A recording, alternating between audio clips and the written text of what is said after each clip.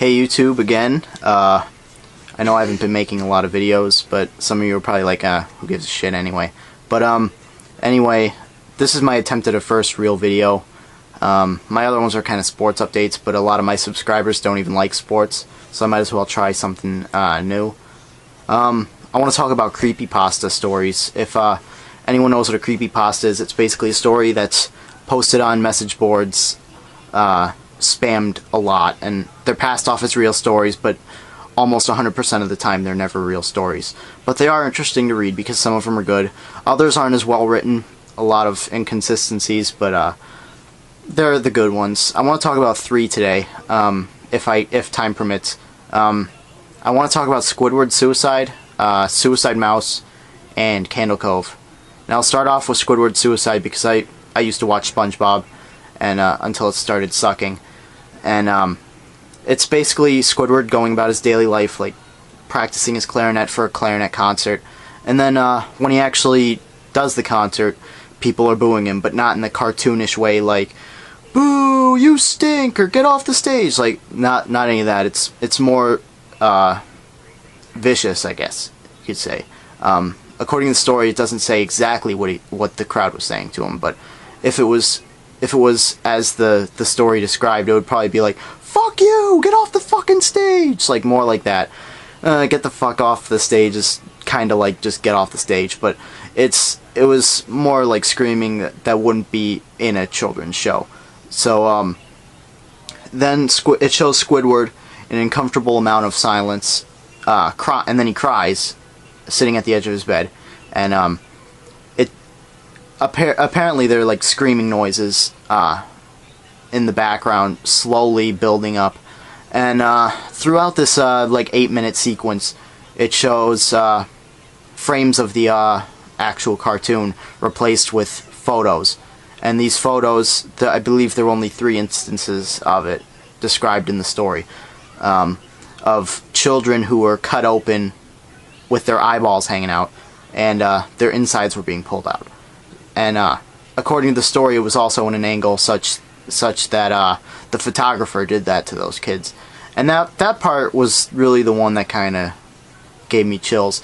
Everything else didn't really seem to bother me. Even the Squidward part, like crying and his eyes started bleeding.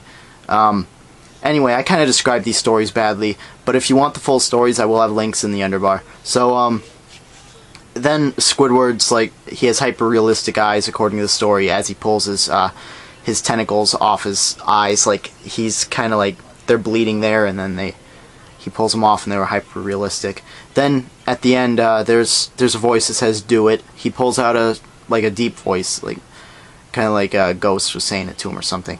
And then he pulls out a shotgun and supposedly shoots his head.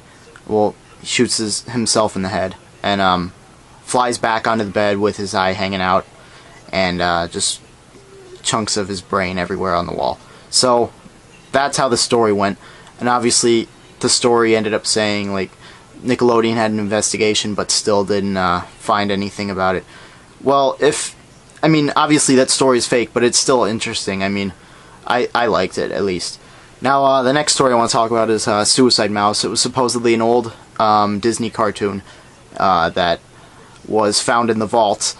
It was essentially, supposedly, I think 2 or 3 minute walking animation. It was just a walk cycle. And the people that were remastering all the clips decided, you know what, this is a garbage clip, but we're going to remaster it anyway and put it on some kind of disc. So when they remastered it, it was actually 9 minutes and 4 seconds long.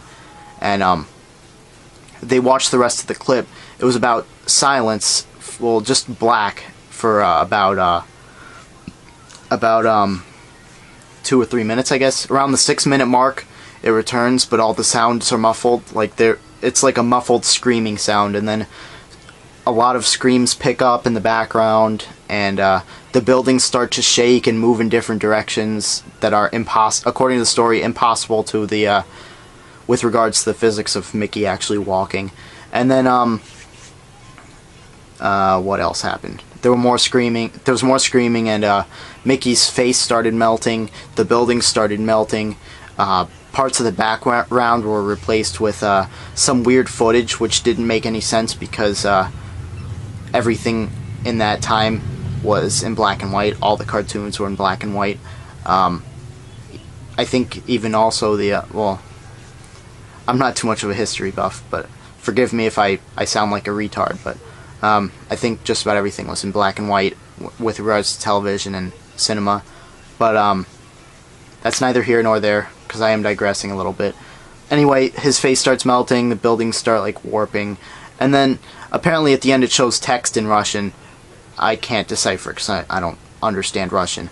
And then it shows a guy walking from a doorway. Looked like he was wearing a robe or a snuggie or something, just walking into the doorway and about to shut the door, and it fades to black. And then supposedly the guy that watched it pulled out one of the security guard's guns and shot himself.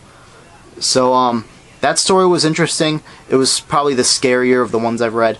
It was interesting. I mean, there were inconsistencies in the story, and it's like you could actually watch the recreation of it. Somebody made in Sony Vegas all over YouTube. It's been posted many times, and I think it was pretty interesting.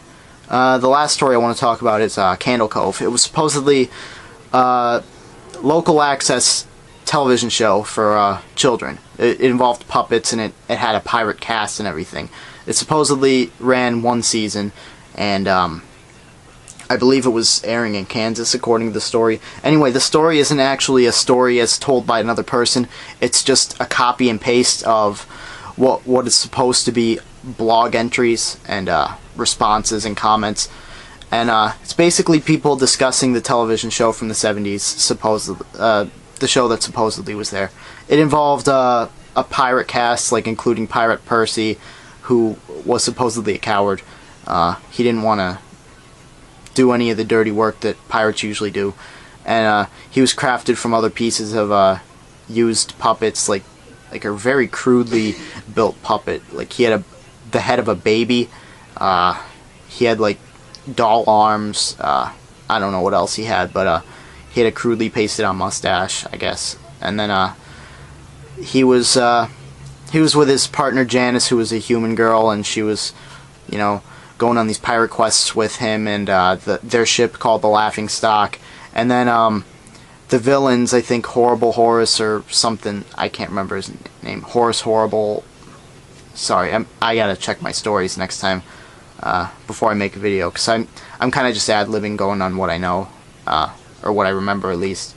And they also had another villain called the Skin Taker, which was basically a skeleton, and they said it was specifically scary. Well, it was extra scary, especially for a kids show, because he mentioned like the cape that he wore was made from the skin of children he murdered. So then, I mean, that's kind of creepy in itself. But then they mentioned the final episode, which was again recreated on YouTube several times. It was basically just the puppets screaming into the camera and Janice crying as if she's been sitting through all of that for the entire time. Then it fades to static. Actually, in the recreation, it didn't just stick mainly to that. It also flashed in an image similar to like the frame replacements in the Squidward Suicide Story, where it had a guy dressed in, like, it looked like he had Winnie the Pooh ears and a pig face, and that was pretty weird. But it wasn't that bad. I thought it was pretty cool. Anyway, that story, I guess the creepiest part of that story to me was the fact that somebody mentioned that their mom was visiting them from the retirement home that she was being taken care of in, and she said, well, I remember you used to love that show, like you used to talk about it all the time, but whenever I walked in on you watching it, it was just nothing but 30 minutes of dead air and static.